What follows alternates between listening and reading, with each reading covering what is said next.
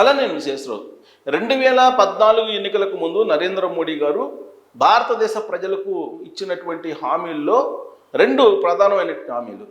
ఒకటి, విదేశాల్లో ఉన్నటువంటి బ్లాక్ మనీని తీసుకొచ్చి భారతదేశంలో ఉండేటువంటి ప్రజలందరికీ పంచితే ఒక్కొక్కళ్ళ అకౌంట్లో 15 లక్షల రూపాయలు వస్తాయి అనేటువంటిది ఒక స్టేట్మెంట్.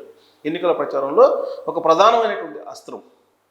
రెండవది, డాలర్ రేట్ని 50 రూపాయలకి తీసుకొస్తాను, 50 నుంచి 54 రూపాయల మధ్యలోకి నేను తీసుకొస్తాను డాలర్తో పోలిస్తే రూపాయిని అని చెప్పి ఆయన చేసినటువంటి రెండవ హామీ. ఎందుకంటే ఆ రోజున 63 నుంచి 64 రూపాయల మధ్యలో ఉంది. ఆ రోజున మన్మోహన్ సింగ్ గారు ప్రధానమంత్రిగా ఉన్నారు.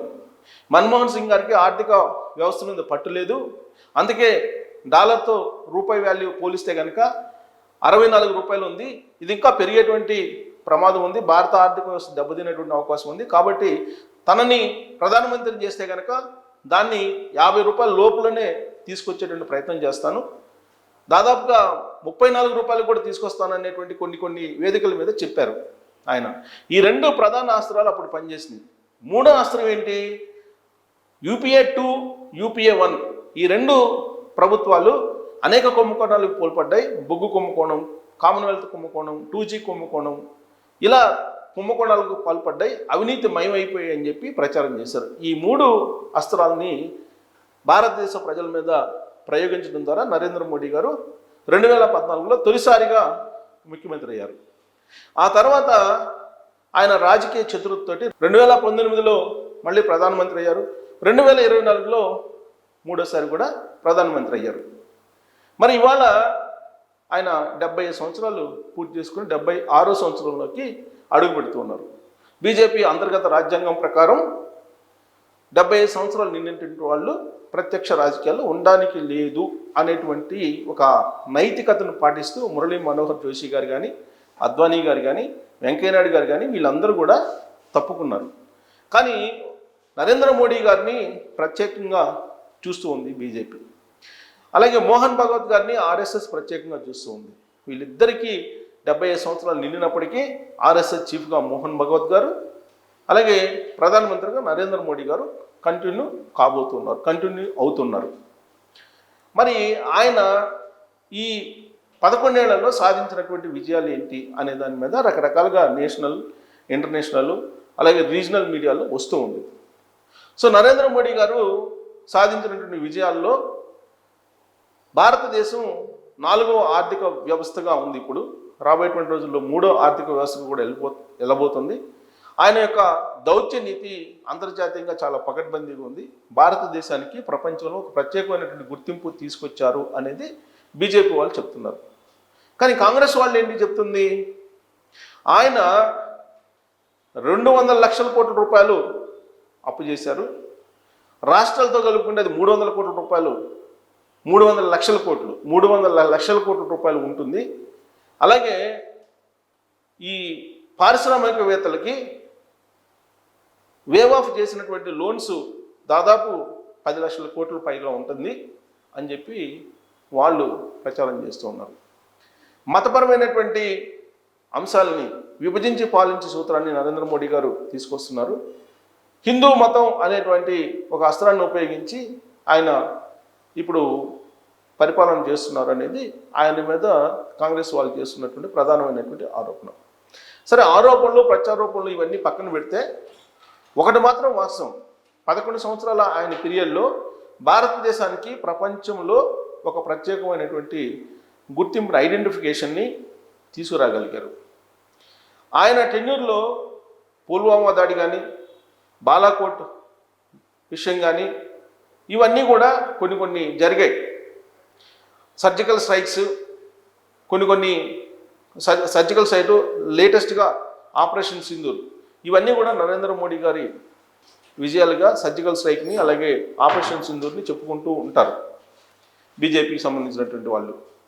దాంతోపాటు నోట్ల రద్దు చేశారు. GST, 1 నేషన్ 1 ట్యాక్స్ అని GSTని తీసుకురాగలిగారు. అలాగే పౌరసత్వం 370 రద్దు, ఇలాంటివన్నీ కూడా కొన్ని సంచలనాత్మకమైనటువంటి నిర్ణయాలను తీసుకొని ప్రజాదరణని పొందగలిగారు. అందుకే 2019లో 2024లో కూడా ఆయన ప్రధానమంత్రి కాగలిగారు. కానీ భారత ఆర్థిక వ్యవస్థ ఎప్పుడు కూడా అంతర్జాతీయ విపణిలో కనుక మనం చూస్తే డాలర్తో రూపాయి వాల్యూ ఎంత ఉంది, దీన్ని బట్టి మనం చూస్తూ ఉంటాం. బట్ నరేంద్ర మోడీ గారు 2014లో ఎన్నికల కంపెనీలు చెప్పింది, ఇప్పుడు రూపీ డాలర్ యొక్క వాల్యూని చూస్తే కనుక ఒక డాలర్కి ఇప్పుడు 88 రూపాయలు ఉంది. ఇప్పుడు లేటెస్ట్గా ఒక 33 పైసలు తగ్గింది. ఈ 33 పైసలు తగ్గడంతో రూపాయి బలపడుతుంది అంతర్జాతీయ మార్కెట్లో అని చెప్పి ఇప్పుడు బిజినెస్ మార్కెట్లో బాగా జరుగుతుంది. అలాగే అంతర్జాతీయ విపణిలో డాలర్ యొక్క విలువ దాదాపు 9% పడిపోయిందని చెప్పి అంతర్జాతీయంగా ఉండేటువంటి ఆర్థిక నిపుణులు చెప్తూ ఉన్నారు. అంటే డాలర్ వాల్యూ తగ్గిపోబట్టి రూపీ వాల్యూ బలపడింది, అంతేగాని స్వయాన రూపీకి బలం చేకూరలేదు అనేది ఆర్థికవేత్తలు అంచనా వేస్తున్నారు. మరి నరేంద్ర మోడీ గారు 11 ఏళ్ల క్రితం డాలర్తో రూపాయి మార్కప్ విలువను 54 రూపాయలకి లేదంటే 50 రూపాయలకి తీసుకొస్తారని చెప్పారు. విదేశాల్లో ఉన్నటువంటి బ్లాక్ మనీని నేను ఇండియాకి తీసుకొస్తారని చెప్పారు. ఈ రెండు నెరవేర్చారనంటే ఈ రెండు నెరవేరనటువంటి అంశాలుగా మిగిలిపోయాయి.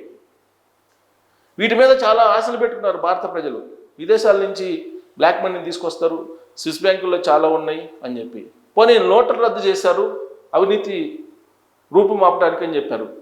ఆయన నోట్లు రద్దు చేసిన తర్వాత అవినీతి ఏమైనా తగ్గిందా అని అంటే ఇంకా పెరిగినట్టు కనిపిస్తుంది. ఎందుకంటే నోట్ల రద్దు 2016లో చేస్తే ఆ 2016 నుంచి ఇప్పటి వరకు 80,000 కోట్ల రూపాయలు కొత్తగా ఇంట్రొడ్యూస్ చేసినట్టు 500 రూపాయల నోట్లు కనిపించట్లేదట ఆర్బీఐకి. ఇది ఆర్బీఐ చెప్తుంది. 80,000 కోట్ల రూపాయలు 500 రూపాయల నోట్లు, 80,000 కోట్ల రూపాయల విలువైనటువంటి 500 రూపాయల నోట్లు గల్లంత అయిపోయాయని చెప్తున్నారు. అంటే ఇదంతా కూడా బ్లాక్కి వెళ్ళిపోయింది. కేవలం నోట్ల రద్దు తర్వాత జరిగినటువంటి కరప్షన్ కింద దీన్ని చూస్తూ ఉన్నారు. మరి అవినీతిని రూపుమాపేటువంటి ప్రయత్నం నరేంద్ర మోడీ గారు చేస్తున్నారని అంటే విపక్షాలు కానీ ప్రజలు కానీ అవినీతి తగ్గలేదు అని అంటున్నారు. కానీ భారత ప్రభుత్వం ఏం చెప్తుంది? గత 11 ఏళ్ళుగా ఒక్క అవినీతి ఆరోపణ కూడా లేకుండా పరిపాలన సాగిస్తున్నామని చెప్పి చెప్తుంది. రఫేల్ యుద్ధ విమానాల్లో ఏం జరిగిందనేది పార్లమెంటు లోపల పార్లమెంటు బయట రకరకాలుగా ఆరోపణలు వచ్చాయి. ఆదానికి అంబానీకి ఏ విధంగా నరేంద్ర మోడీ గారు ప్రపంచంలో ఉన్నటువంటి వివిధ దేశాలతో ఆయనే దగ్గరుండి ఒప్పందాలు కుదిర్చారనే విషయాన్ని కూడా రాహుల్ గాంధీ గారు అనేక సందర్భాల్లో చెప్పారు. దాంతోపాటు లేటెస్ట్గా గడ్కరీ గారిది ఇష్యూ వచ్చింది. ఆయన తన మేధస్సుతోటి నెలకి 200 కోట్ల రూపాయలు నేను సంపాదించుకోగలను అంటున్నారు. కానీ E20 పెట్రోల్ అంటే ఇథనాల్తో కూడినటువంటి పెట్రోల్లో ఇథనాల్ కలిపి అమ్ముతున్నారు అనేది వాస్తవంగా అంతర్జాతీయ మార్కెట్లో ఇప్పుడు చౌకగా వస్తుంది. ముడి చమురు మనకి లీటరు 50 రూపాయలకు అందించాలి, పెట్రోల్ కానీ డీజిల్ కానీ 50 రూపాయల లోపే అందించాలి. అలాంటిది ఇవాళ 107 రూపాయల నుంచి 110 రూపాయల వరకు ఇప్పుడు అమ్ముతున్నారు. అంటే ట్యాక్స్లు ఎంత వేస్తున్నారు? జిఎస్టీ పరిధిలోకి ఈ పెట్రోల్ డీజిల్ను తీసుకురమ్మని చెప్పి ప్రజలు డిమాండ్ చేస్తున్నప్పటికీ ఈ ప్రభుత్వం పట్టించుకోవట్లేదు. సో ఇలాంటివన్నీ కూడా ప్రభుత్వంలో ఉన్నాయి. కొన్ని పాజిటివ్స్ ఉన్నాయి, కొన్ని నెగిటివ్స్ ఉన్నాయి. వీటిలో నేను క్లుప్తంగా కొన్నిటిని గుర్తు చేశాను. మరి పాజిటివ్ నెగిటివ్స్ రెండింటినీ బేరీజ్ వేసుకుంటే కనుక నరేంద్ర మోడీ గారి ప్రభుత్వం మరి పాజిటివ్ యాంగిల్లో కనిపిస్తుందా, లేదంటే భారతదేశాన్ని తెలియని విధంగా ఆర్థికంగా దిగజారుస్తుందా? ట్రంప్ చెప్పిన విధంగా డెడ్ ఎకానమీనా మంది, లేదా హెల్దీ ఎకానమీనా అనే దాని మీద మీరు కామెంట్ చేయడంతో పాటు భారతదేశం మేడిపుండు లాంటి పరిస్థితుల్లో ఉందా, ఇది విపక్షాలు విమర్శిస్తున్నారు. మరి అలాంటి పరిస్థితి భారతదేశంలో నరేంద్ర మోడీ గారు ఏదైతే చెప్పారో ఆ చెప్పినటువంటి మాటని నెరవేర్చగలరా కనీసం భవిష్యత్తులోనైనా? ఏంది బ్లాక్ మనీని తీసుకురావటం విదేశాల నుంచి, స్విస్ బ్యాంకుల నుంచి, అలాగే డాలర్ తోటి రూపాయి వాల్యూని 54 రూపాయలకి తీసుకురావటం అనేది సాధ్యమా అనే దాని మీద మీరు కామెంట్ చేయొచ్చు. Thank you.